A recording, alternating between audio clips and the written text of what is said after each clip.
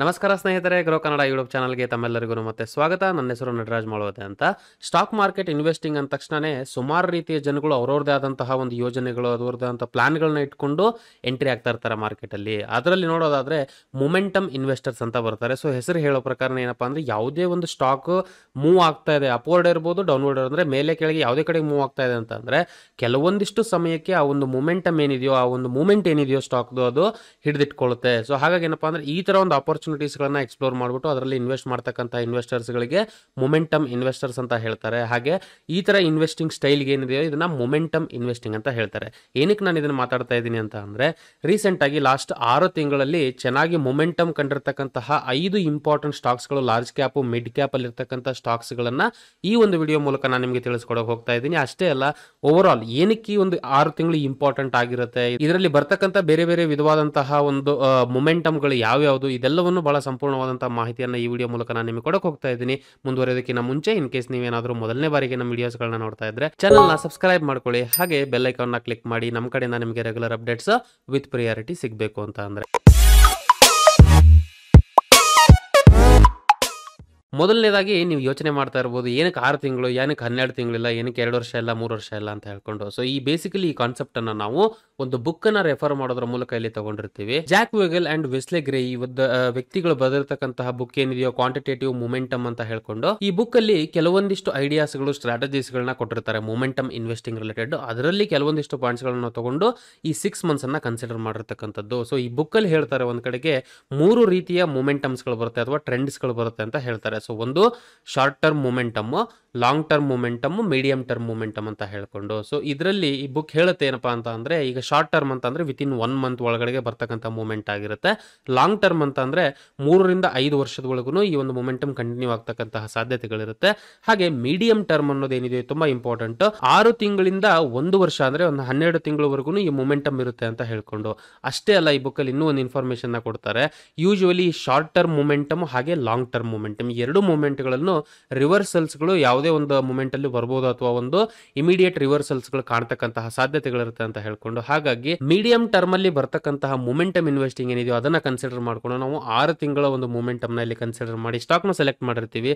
ಬರೀ ಈ ಒಂದು ಮೊಮೆಂಟಮ್ ಬೇಸಿಸ್ ಅಲ್ಲಿ ಅಷ್ಟೇ ಅಲ್ಲ, ಫಂಡಮೆಂಟಲಿ ಚೆನ್ನಾಗಿರ್ತಕ್ಕಂಥ ಸ್ಟಾಕ್ಸ್ ಗಳು, ಅದಕ್ಕೆ ಕೆಲವೊಂದಿಷ್ಟು ಫಿಲ್ಟ್ರೇಷನ್ಸ್ ಗಳನ್ನ ನಾವಿಲ್ಲಿ ಆಡ್ ಮಾಡಿದೀವಿ. ಸೊ ಯಾವ್ಯಾವ್ದು ಆ ಫಿಲ್ಟ್ರೇಷನ್ಸ್ ಗಳು ಫಂಡಮೆಂಟಲ್ ಅನಾಲಿಸಿಸ್ ಅಂತ ನೋಡೋದಾದ್ರೆ, ಮೊದಲನೇದು ಬಂದು return on equity more than 15% ಇರಬೇಕು ಅನ್ನೋದನ್ನ ತಗೊಳ್ಳೋದಾದ್ರೆ, ಡೆಟ್ ಟು ಇಕ್ವಿಟಿ ಏನಿದೆಯೋ 0.5 ಕಿನ್ನ ಕಡಿಮೆ ಇರಬೇಕು ಅನ್ನೋ ಒಂದು ಫಿಲ್ಟ್ರೇಷನ್ ಇಲ್ಲಿ ಆಡ್ ಮಾಡ್ಕೊಂಡಿದೀವಿ. ಹಾಗೆ ನೆಟ್ ಪ್ರಾಫಿಟ್ ಮಾರ್ಜಿನ್ ಏನಿದೆಯೋ 10% ಕಿನ್ನ ಜಾಸ್ತಿ ಇರತಕ್ಕಂಥದ್ದು, ಕಳೆದ 5 ವರ್ಷದಲ್ಲಿ 10% ಅಟ್ಲೀಸ್ಟ್ 10% ನಷ್ಟು ಕಂಪೌಂಡೆಡ್ ಸೇಲ್ಸ್ ಅನ್ನ ಕಂಡಿರ್ತಕ್ಕಂತಹ ಸ್ಟಾಕ್ಸ್ ಗಳು ಯಾವ್ದಿದೆಯೋ ಈ ಒಂದು ಮೊಮೆಂಟಮ್ ಕೆಟಗರಿಲಿ ಬರ್ತಕ್ಕಂಥದನ್ನ ಇವತ್ತು ನಾನು ನಿಮಗೆ ಈ ವಿಡಿಯೋ ಮೂಲಕ ತಿಳಿಸ್ಕೊಡಕ್ ಹೋಗ್ತಾ ಇರ್ತಕ್ಕಂಥದ್ದು. ಇದರಲ್ಲಿ 18ನೇ ತಾರೀಕು ಅಕ್ಟೋಬರ್ 2021 ದಿನಕ್ಕೆ ಏನ್ ಕ್ಲೋಸಿಂಗ್ ಕಂಡಿದೆಯೋ ಮಾರ್ಕೆಟ್, ಅವತ್ತಿನ ಕನ್ಸಿಡರೇಷನ್ ಇಟ್ಕೊಂಡು ನಾವು ಈ ಸ್ಟಾಕ್ಸ್ ಗಳನ್ನ ಪಿಕ್ ಮಾಡಿರ್ತಕ್ಕಂಥದ್ದು. ಸೊ ಯಾವ್ದು ಆ ಸ್ಟಾಕ್ಸ್ ಗಳು ಅಂತ ಇವಾಗ ಅರ್ಥ ಮಾಡ್ಕೊಳ್ಳೋಣ.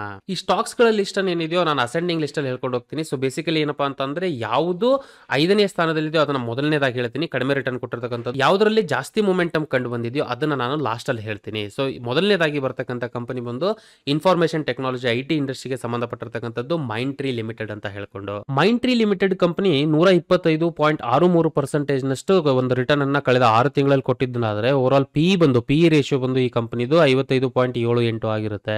ಡೆಟ್ ಟು ಇಕ್ವಿಟಿ ರೇಷಿಯೋ ಬಂದು 0.12 ಆಗಿದ್ರೆ, over all company return on equity ಬಂದು 29.71% ಆಗಿರುತ್ತೆ. ನೆಟ್ ಪ್ರಾಫಿಟ್ ಮಾರ್ಜಿನ್ ನೋಡೋದಾದ್ರೆ 13.94% ಆದ್ರೆ, ಕಳೆದ 5 ವರ್ಷದಲ್ಲಿ ಓವರ್ ಆಲ್ 11.26% ನಷ್ಟು ಸೇಲ್ಸ್ ಅಲ್ಲಿ ಕಂಪೌಂಡೆಡ್ ಗ್ರೋತ್ ನ ಕಂಡಿರುತ್ತೆ ಕಂಪನಿ.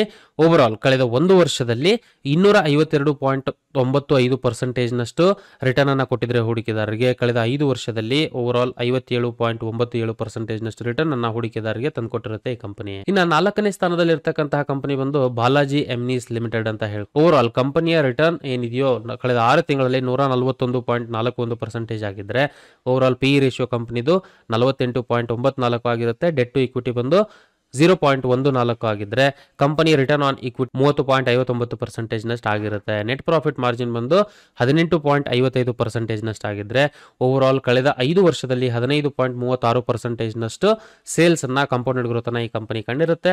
ಕಳೆದ 1 ವರ್ಷದಲ್ಲಿ 436.43%, ಹಾಗೆ ಕಳೆದ 5 ವರ್ಷದಲ್ಲಿ 68.54% ನಷ್ಟು ರಿಟರ್ನ್ ಅನ್ನ ಹೂಡಿಕೆದಾರರಿಗೆ ಈ ಕಂಪನಿ ತಂದುಕೊಟ್ಟಿರುತ್ತೆ. ಇನ್ನು 3ನೇ ಸ್ಥಾನದಲ್ಲಿ ಇರತಕ್ಕಂತ ಕಂಪನಿ ನೋಡೋದಾದ್ರೆ India's oldest music label company ಇದು ಸರಿಗಮ ಇಂಡಿಯಾ ಲಿಮಿಟೆಡ್ ಅಂತ ಹೇಳ್ಕೊಂಡು ಈ ಕಂಪನಿ ಕಳೆದ 6 ತಿಂಗಳಲ್ಲಿ 148.36% ನಷ್ಟು ಒಂದು ಜಂಪ್ ಕಂಡಿದ್ರೆ, ರಿಟರ್ನ್ ಕಂಡಿದ್ರೆ ಓವರ್ ಆಲ್ ಕಂಪನಿಯ ಪಿ ರೇಷಿಯೋ ಬಂದು 58.34 ಆಗಿರುತ್ತೆ. ಡೆಟ್ ಟು ಇಕ್ವಿಟಿ ಬಂದು 0, ಅಂದ್ರೆ ಯಾವುದೇ ತರಹದ ಡೆಟ್ ಇಲ್ಲ ಈ ಕಂಪನಿಯಲ್ಲಿ ಅಂತ ನಮಗೆ ಇಲ್ಲಿ ಗೊತ್ತಾಗುತ್ತೆ. ರಿಟರ್ನ್ ಆನ್ ಇಕ್ವಿಟಿ ಕಂಪನಿ 24.88% ನಷ್ಟು ಆಗಿದ್ರೆ ನೆಟ್ ಪ್ರಾಫಿಟ್ ಮಾರ್ಜಿನ್ ಬಂದು 25.67% ನಷ್ಟು ಆಗಿರುತ್ತೆ. ಕಳೆದ 5 ವರ್ಷದಲ್ಲಿ 14.80% ನಷ್ಟು ಕಂಪೌಂಡೆಡ್ ಗ್ರೋತ್ ಅನ್ನ ಸೇಲ್ಸ್ ಅಲ್ಲಿ ಕಂಡಿದ್ರೆ ಈ ಕಂಪನಿ ಓವರ್ ಆಲ್ ಕಳೆದ 1 ವರ್ಷದಲ್ಲಿ 679.28%, ಹಾಗೆ ಕಳೆದ 5 ವರ್ಷದ ಡೇಟಾ ನೋಡೋದಾದ್ರೆ 78.38% ನಷ್ಟು ರಿಟರ್ನ್ ಅನ್ನ ಹೂಡಿಕೆದಾರರಿಗೆ ಕಂಪನಿ ತಂದುಕೊಟ್ಟಿರುತ್ತೆ. ಇನ್ನು 2ನೇ ಸ್ಥಾನದಲ್ಲಿ ಇರತಕ್ಕಂತಹ ಕಂಪನಿ ಇದು ಕೂಡ ಇನ್ಫಾರ್ಮೇಶನ್ ಟೆಕ್ನಾಲಜಿ ಐಟಿಗೆ ಸೇರಿರತಕ್ಕಂಥ ಕಂಪನಿ ಆಗಿದೆ, ಮ್ಯಾಸ್ಟೆಕ್ ಲಿಮಿಟೆಡ್ ಅಂತ ಹೇಳ್ಕೊಂಡು.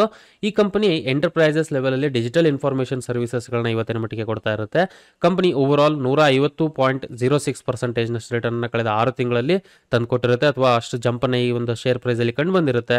ಹಾಗೆ ಪಿ ರೇಷಿಯೋ ಬಂದು 34.41, ಡೆಟ್ ಟು ಇಕ್ವಿಟಿ ರೇಷಿಯೋ 0.31, ಹಾಗೆ company over all return on equity ಬಂದು 24.80% ನಷ್ಟು ಆಗಿದ್ರೆ ನೆಟ್ ಪ್ರಾಫಿಟ್ ಮಾರ್ಜಿನ್ ಬಂದು 14.28% ಆಗಿರುತ್ತೆ. ಕಳೆದ 5 ವರ್ಷದಲ್ಲಿ 26.72% ಸೇಲ್ಸ್ ಅಲ್ಲಿ ಕಾಂಪೌಂಡೆಡ್ ಗ್ರೋತ್ ಕಂಡಿದ್ರೆ company over all share price ಬಂದು ಕಳೆದ 1 ವರ್ಷದಲ್ಲಿ 301.57%, ಹಾಗೆ ಕಳೆದ 5 ವರ್ಷದಲ್ಲಿ 87.20% ನಷ್ಟು ಗ್ರೋತ್ ಅನ್ನ ಕಂಡಿರುತ್ತೆ.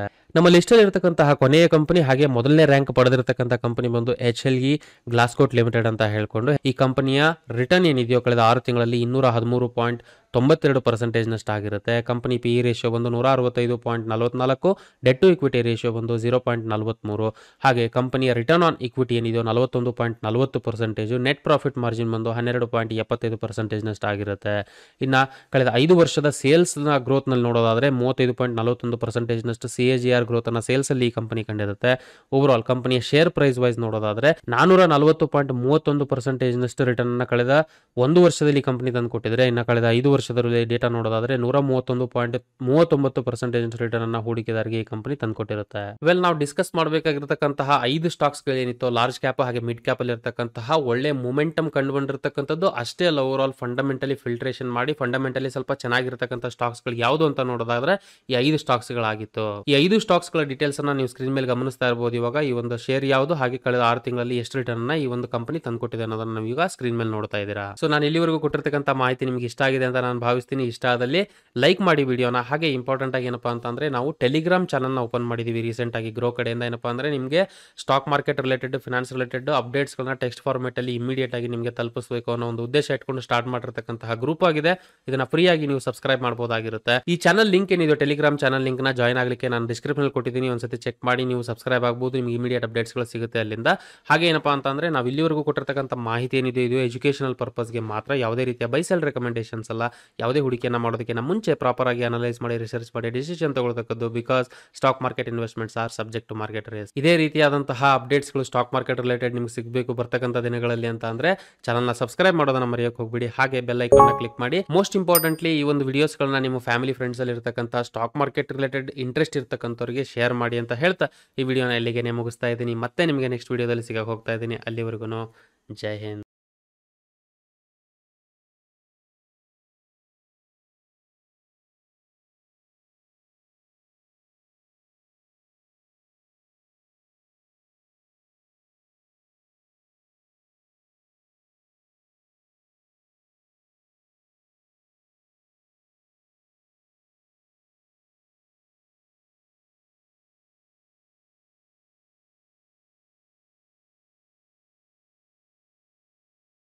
Investment in securities market are subject to market risks. Read all the related documents carefully before investing. Please read the risk disclosure documents carefully before investing in equity shares, derivatives, mutual fund, and or other instruments traded on the stock exchanges.